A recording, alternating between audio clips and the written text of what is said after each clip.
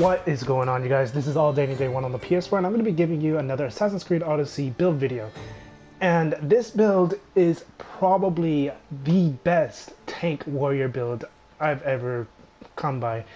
It's insane because I just completed this fort again rather than using like my other builds, but this one was especially much harder than any other fight I've ever done. It's insane. I basically taken a lot of damage. You're gonna take a lot of damage. And I also had, I think, 4 or 5 mercenaries all on me, and they were applying status effects, hitting me from range, heavy attacks, and whatnot. This build is just insane. So we're gonna go ahead and take a look at the inventory, at the gear.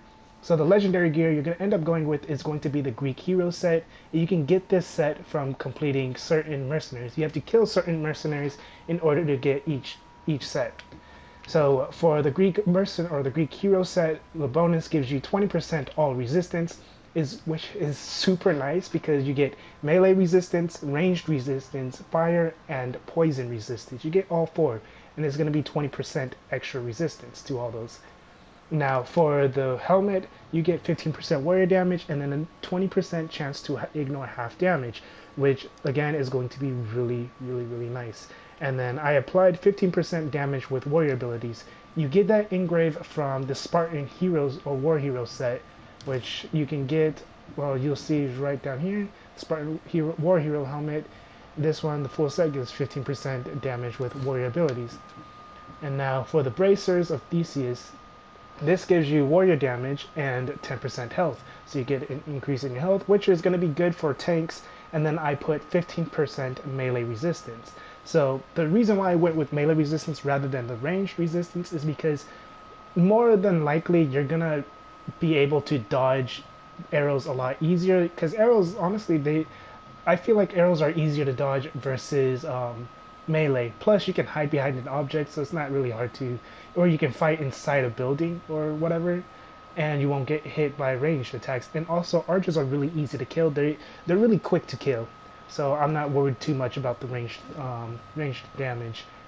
Now for the torso, you get the total armor by 30% and warrior damage, and then I also put 2% damage dealt restored as health.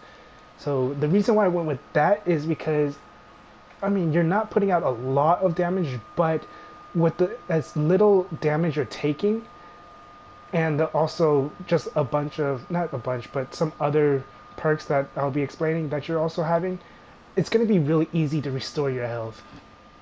And then for the Hippolyta's belt, which is the waist, you get 15% warrior damage and then another 15% melee resistance. So you're already looking at 30% melee resistance plus that 20% to all resistance. So you're taking 50% less melee, or I don't know about 50% less melee damage, but you're resistant to melee damage by 50%. And then I also put 20% chance to ignore half damage. So with that, you're already looking at another 40. You're looking at 40% chance to ignore half damage, which is going to be really good. And then for the last one is going to be Atlanta Sandals. For Atlanta Sandals, it has the warrior damage and then elemental resistance. So now you're looking at 30% elemental resistance against poison and fire. And then on the boots for the engrave, I put 10% intoxicated damage and weakening effect. Because with that, you're going to also reduce the amount of damage that your enemies are going to deal, and they'll also take a little bit more damage as well. Now for the weapons, I had to stick with the Dagger of Cronus. I tried other weapons, but the Dagger of Cronus just does a lot of damage if you can get behind the enemy. Plus that extra 15% warrior damage does help, and that dagger damage. And then I also put 25% cooldown duration for all abilities, mainly for the Battlecry of Ares, because Battlecry of Ares is going to help you not die if you're pretty low on health, as well as letting you have that extra 50% damage buff for 20 seconds. And then also that 25% cooldown duration is going to be useful for all of your abilities as well. And then also the good thing about daggers is it's easy to animation cancel with it. If you need a block real quick or doing combos, you can pretty much stagger. You can keep an enemy stagger locked or stun locked if you can if you can keep slashing them with the daggers, which is pretty crazy. You'll see that in the clip. And then Staff of Hermes that Trismegistus sorry, I don't know how to say that. So, anyways, with this spear, you're going to get 15% warrior damage and then another 20% chance to ignore half damage. So you're already looking at 60% to ignore half damage, or 60% chance to ignore half damage. And then not just that, but you also get low chance to gain a 30% health shield when you're hit. So what that means is whenever you get hit, sometimes you'll just get basically a shield that takes 30% of your health as a shield. So whenever an enemy hits you, that shield is gonna go away first. You won't notice the buff on your health bar or anything. You're not gonna notice any of that, but you will see your character kind of glowing yellowish when that does proc. And honestly, this procs quite a lot when you do get, because it's every hit. It's not just, it's whenever you get hit. So yeah, it can be from an arrow or it can be from 100 different enemies hitting you all at the same time. And then for the bow, I went with the warrior damage and 20% damage with overpower abilities, 5% all damage, and then I got 30% armor penetration. Because honestly, with this build, you're not going to have a lot of damage output. So having that extra 30% armor pen while also being able to poison your enemies to reduce the armor they have is going to help a lot with the damage output. But like I said, it's not going to be easy to kill enemies as quick as the other builds, but honestly, you will be able to sustain yourself in a battle really, really easily. Now, for the abilities, I went with pretty much almost everything except for the fire abilities on here. I kind of switch with Bull Rush and the Hero Strike, or Bull Rush and Sparta Kick.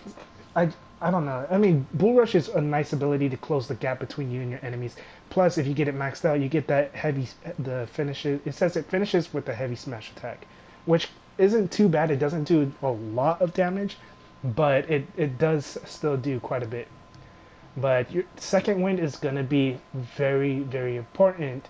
I mean, second wind is important for a lot of builds, but for this one in particular, you're going to need second wind because you don't want to be poisoned, first of all, because then you're going to start taking a lot more damage, and then also you're going to have less damage output, and you already have low damage output. So if you get poisoned, you want to make sure you can rinse that off with second wind.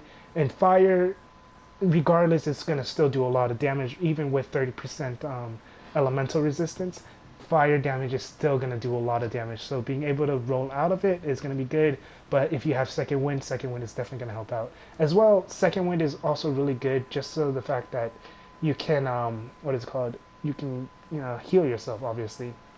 And then Ring of Chaos is another really important one as well, because when there's a lot of enemies on you and you're using the poison buff, the venomous attacks, Ring of Chaos is gonna add all that status effect onto your enemies. It's not gonna be at full status effect, but it'll get it to halfway, which is better than nothing.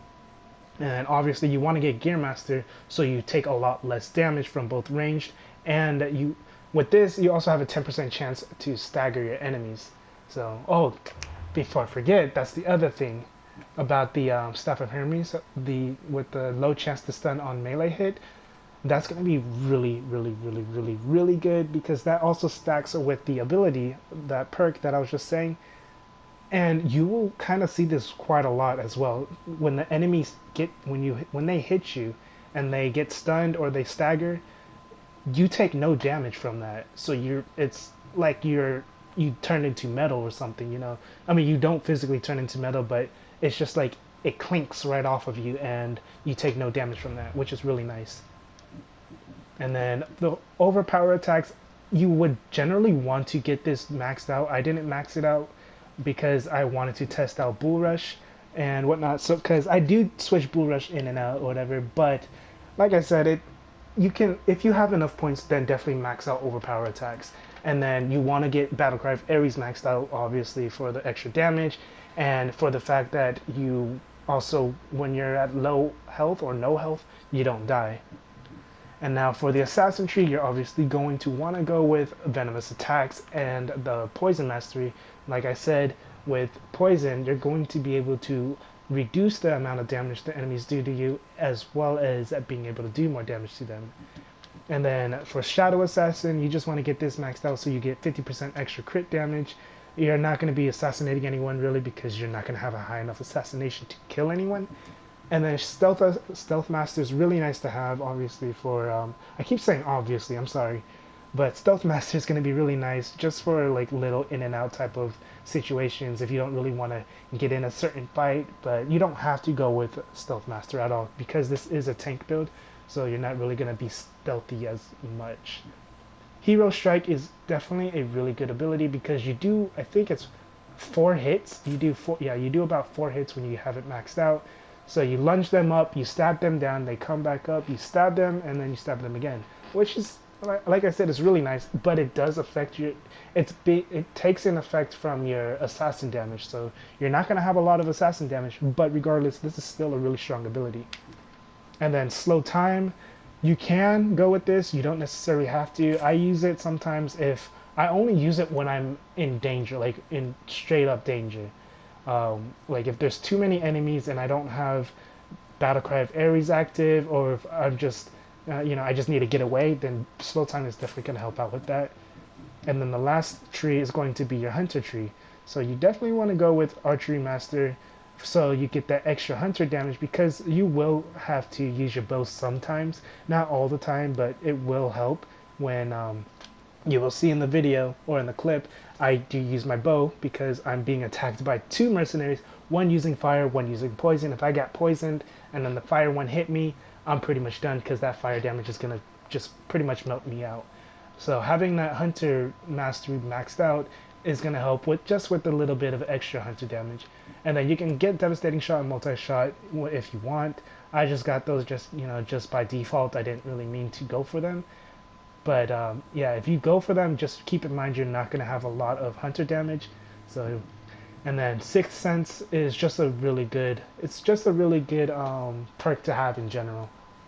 Alright, and that is pretty much it with this build. I'm going to go ahead and show you guys the clip. The clip is kind of long. It's not incredibly long, but it is longer than the other clips that on my other build. But I just want to show you guys from start to the end of how great this build is. As I don't know if you guys can tell with how excited I am about sharing this, because this build is just amazing. I really like it, and it does suck that you won't be able to really get the build perfect until you can get these last 2 engraves or legendaries. So you won't be able to get that Staff of Hermes, and you won't be able to get that cooldown duration or the armor pen until way later on. So if you're at a low level, you honestly won't be able to get those, unfortunately. But you can still get these. You can still get this mercenary set still, regardless. But yeah, that's pretty much it with this video. If you thought this helped you out, go ahead and leave a like, comment, subscribe. If you have any questions or suggestions, again, go ahead and leave a comment. If you have any other like suggestions for this build that you think that would make it even better or more tanky, or even help it with its damage output while keeping its tankiness, then go ahead and throw that down in the comment section so not only I can use it, but so other people can use it as well to help them out. And yeah, and also remember, this is on Nightmare difficulty. So yeah, like I said, if this helped you out, if this helped you out, go and leave a like, comment, subscribe. This is all Danny Day 1 on the PS4. Have a good day, good night, and enjoy the rest of the clip.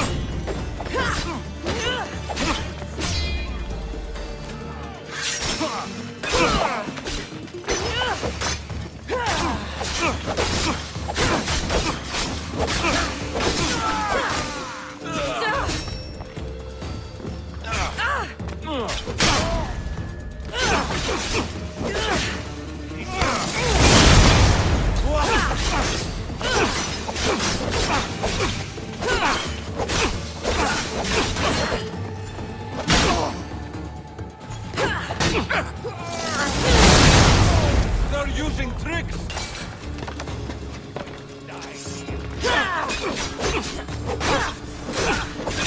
Won't get away that easily!